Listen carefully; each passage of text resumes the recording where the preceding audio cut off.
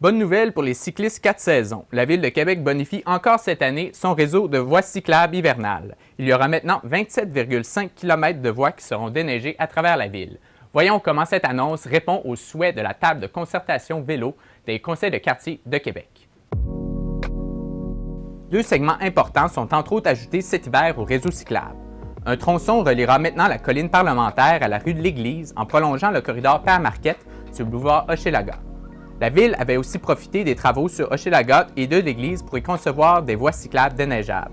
Ça répond d'ailleurs à un des points de la table de concertation qui souhaitait voir plus de voies accessibles à l'ouest de l'Université Laval. Un deuxième axe sera aussi déneigé de l'avenue Watt à l'avenue Chèvremont, reliant ainsi le chemin Sainte-Foy au parc technologique. Celui-ci a d'ailleurs nécessité des investissements particuliers, comme l'explique Jean-François Martel-Castonguay, chef d'équipe planification et aménagement à la Ville de Québec. C'est un axe qu'on a mis à niveau l'été dernier, donc c'est un axe qui existait. Puis on a réalisé des travaux pour le rendre déneigeable, le rendre plus confortable. Donc ça montre la volonté de la Ville de vraiment développer son réseau 4 saisons.